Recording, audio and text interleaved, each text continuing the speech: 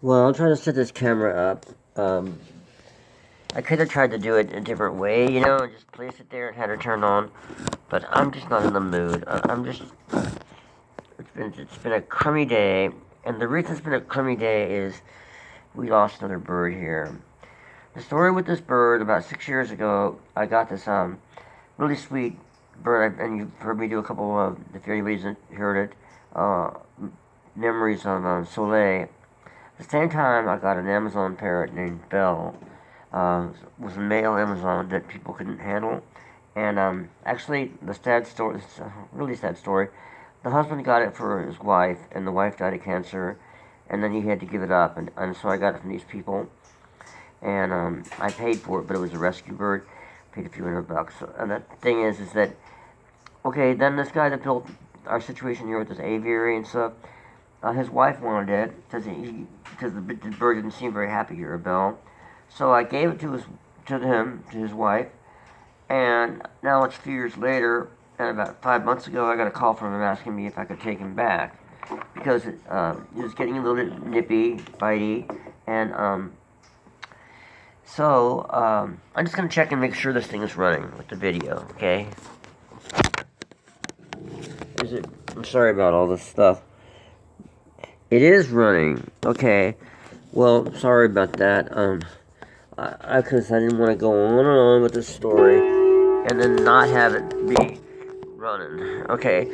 So anyway, I decided I'd take him back, and because unfortunately, I had another Amazon who lost his partner almost 2 years ago now, and so I was really glad to take him back, take Bill back. Okay, so today we're working, and we found some really cool things going on. And Steve was used to this bird. He'd been feeding it and everything else. But the bird, they protected. It's a home. They protect their home, and both birds, Bell and Rainbow, would attack people. It didn't bother us that knew about it because we would just push them away. But and sure enough, Steve was putting some food up there. He was over here helping me, and Bell went for his top of his head. He had his hoodie on, and he's biting at his head, and then he brushed him off backwards. He didn't do it hard or anything, but the bird hit a piece of wood, a perch or something on the way down, and I saw him for a second on the ground. I didn't think much about it. He's just gonna get back up, and then a minute or so later, Steve turned around and he says, "Oh, I think I just killed this bird," and I thought, "What?" And then I go in there, into the aviary and many other birds talking and yakking and a rainbow. And I pick up this bird, Bill, and Bill does his like last gasp death thing, with his feathers moving, and then his head falls over. I knew, gosh, he's like dead. I mean, 3 seconds ago, 30 seconds ago, 1 minute ago, we have this live creature that's bouncing around and playing and flying around with his friend. And the horrible thing about it is that when I got these birds together, it's like they were talking to each other like they were long lost brothers or cousins, or I mean beyond just casual friends. It's like they knew each other, like their souls knew each other or something. And it was like such an incredibly cool thing. And when Steve brought him, he brought this little cage, and so the cage is still in the hallway. And but instead of 5 months ago when he's bringing me the bird, now we have to deal with this incredible. And some people would say, well, it's just birds or animals. Well, bullshit. I mean, they were best pals. It doesn't matter what kind of animal it was, people or skunk or possum or snake or whatever. It makes no difference. These guys were tight, and there was no like waiting time to see if they got along. In just like 30 minutes, I let them be together, and they just stayed close. So now Rainbow is in his aviary alone tonight, and he was calling for him before we left the barn aviary. And now Belle is buried underneath an oak tree. So yeah, I'm just pissed off about this. I mean, life just is so fucking weird sometimes. And before that, we discovered something really good, which I have to talk about in another video because it's just you can't. It's the flip side of this. But all I could tell Steve was that okay, I quit doing heroin flat out right when I accidentally I suffocated the bird because I was on methadone. The bird, my partner's mother, to me, she told me, she says, well, I think that Bella Luna, who by coincidence was named Bella Luna, came to you to be with you for 7 years to help you quit this drug finally. And since that time, I was on methadone, and because I was on methadone because I was on heroin. Now, since I swore that off, I haven't touched it, and it's 20 years ago in June. Well, Bill, I told Steve, maybe Bill died to show us, guys that are a little older, how valuable life is, and how like you can't count on going any further than the moment that you have. So to take advantage of every moment that we have is maybe Bell's message to both Steve and I, and anybody that might happen to listen to this might think that way too. I don't know, but I just can't imagine that his life was just cut off like that without any meaning at all. And again, I hear the echo of people in my mind. You make it sound like you're identifying with the animal like it's a person. Well, fuck you. Yes, I am. And no, I'm not. Because animals are very much smarter. See, I can't even make a sentence. Very much smarter. Are much smarter than what people give them credit for. And they have much deeper feelings, in my opinion, and I don't know much about the deep feelings of animals, except for having been around them for many years. But I can tell you, and I would imagine this to be true. I'll bet you the best hunters in the States or all over the world, I'll bet you they have nothing, but pride. Respect for the animals that they kill. I'm not talking about the amateur weekend, bring us a 12-pack, a case of buds, and go out and shoot something. I'm not talking about those fucking people. I'm talking about people that are serious hunters. I think they respect and understand how smart these animals are, and really, if they can kill one to take home to eat and whatever they do, I think that they, yes, they have respect. I'm not saying all people do, but they certainly do. As I think the Indians in general, what I heard, had the same feeling. But in general, all I can say is being around birds almost 30 years now, and other animals before that, they have an amazing perception of who likes them, who don't, who doesn't like them, and what's going on in their community, and who they can trust. But he thought he could trust Steve. Steve feels terrible about it, but at the same time, this instinct for millions of years ingrained in them to protect their home no matter what, it got to him. So he couldn't just cut off that instinct and say, "Oh, it's Steve," because he did it when Steve had him in his house. These birds were just that kind of bird. They didn't but generally we just brushed them off. So this weird freak accident, we have to think of it as being something that's meant to be, I suppose, in a horrible way, and to really learn from. And at least, I hope to hell that I've learned something from this, because it's no joke when these animals take their last breaths in your hands. I'm not a veterinarian, and I'm not an assistant vet. I'm just a person with a tiny little sanctuary and hobby farm, and I try to do what I can do for the amount of animals that I can handle. But I have a close relationship with the vet and our local vet, and I can definitely do a lot better job here. But I'm trying to get the place. It's just ironic that Steve is here to help me totally get this place, cleaned up for spring and everything.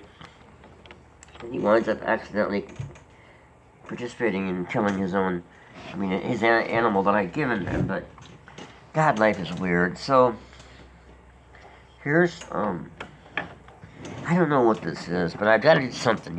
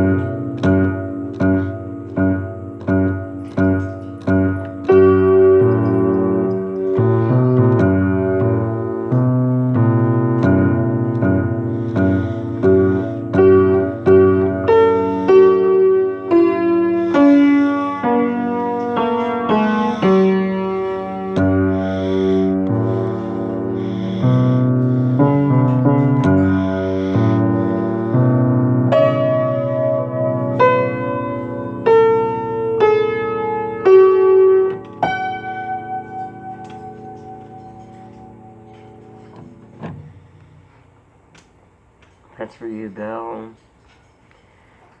You took off, you went somewhere, up to the man, and then you fell down and hit your head.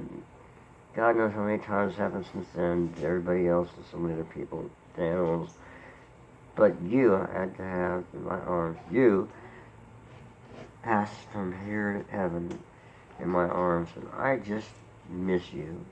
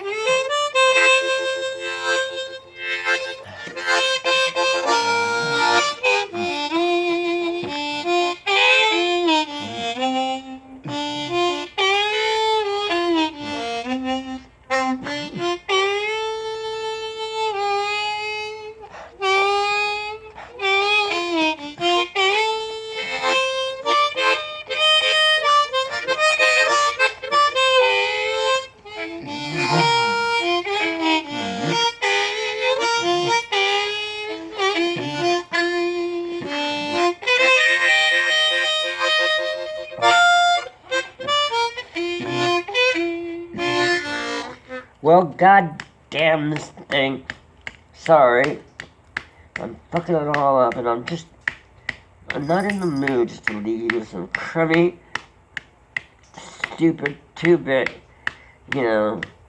stupid harmonica solo like that. So, I'll try it again. Well, as long as notes are still...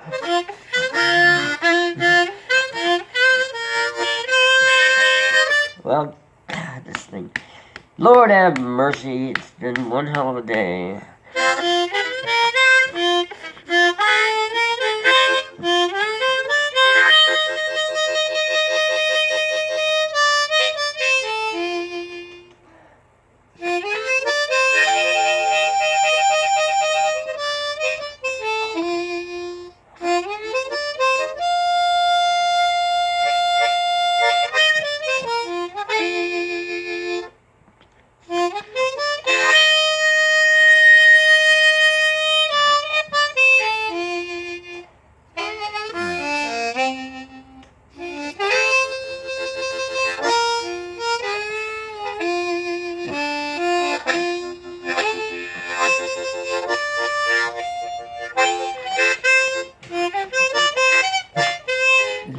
Well, there it goes again.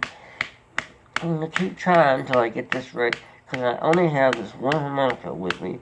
Next time I'll bring more.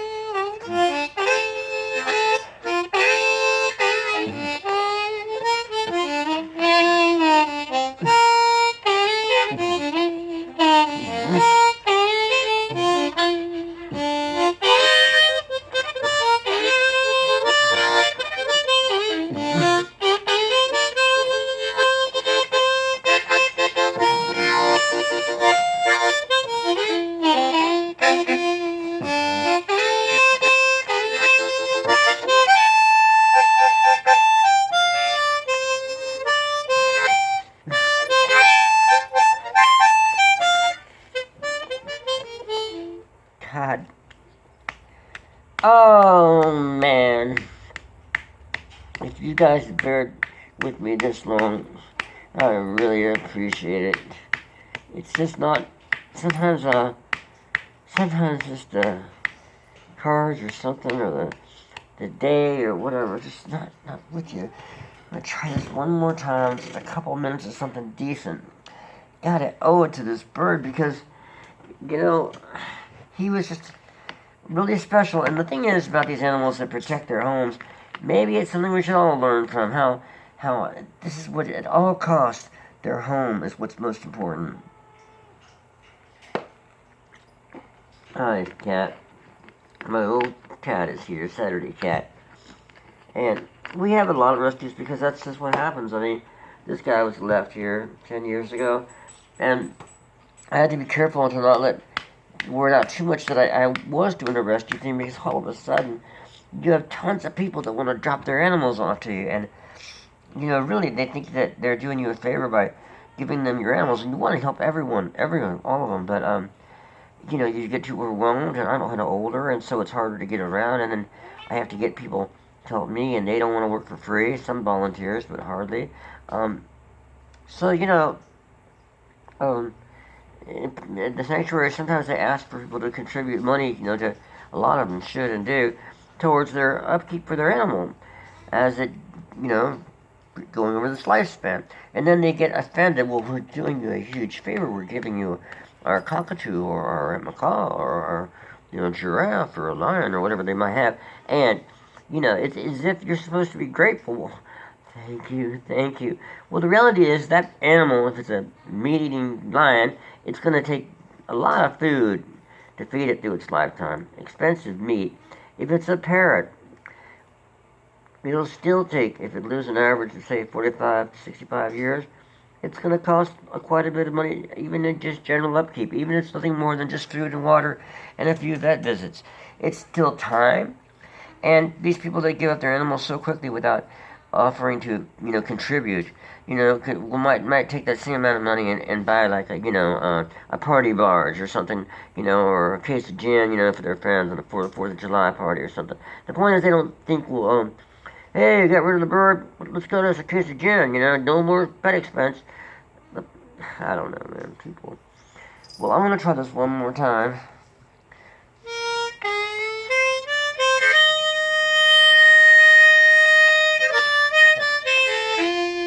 Maybe more than once.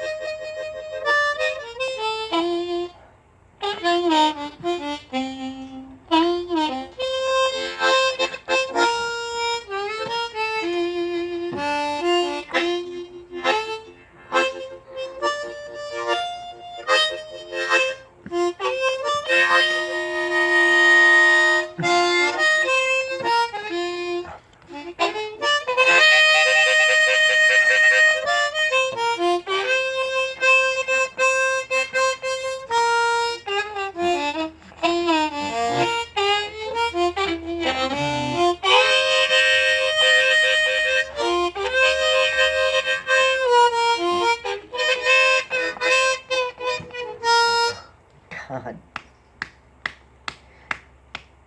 I swear, I mean, maybe it's just the wrong song.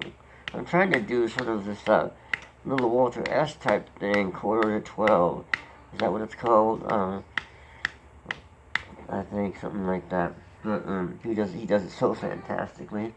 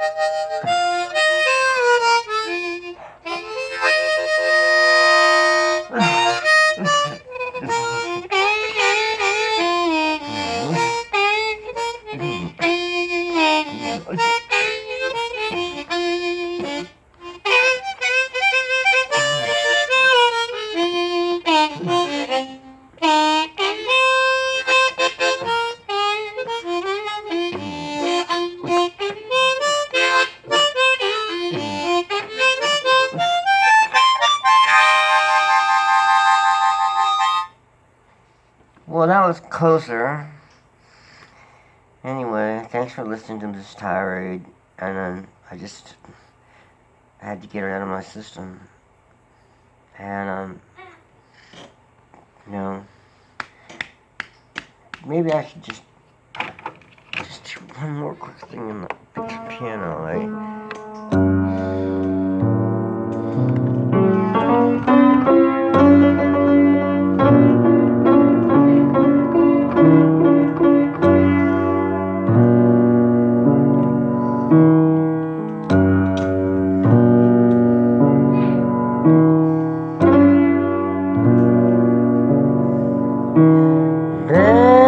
So fine having you in our life.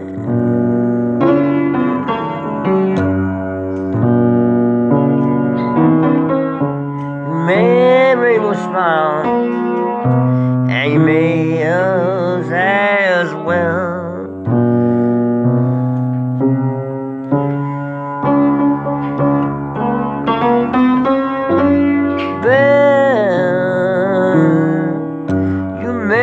Gone but not forgotten.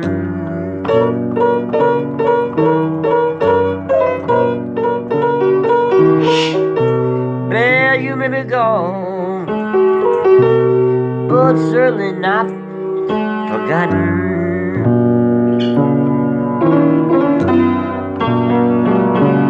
Well, you'll never ever leave our hearts.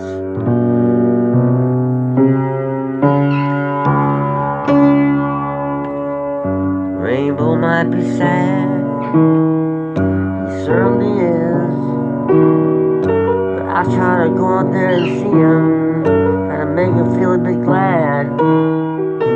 No, it won't be like you. I pray to God I'll find somebody new. I know nothing won't be like you, but I pray they'll do.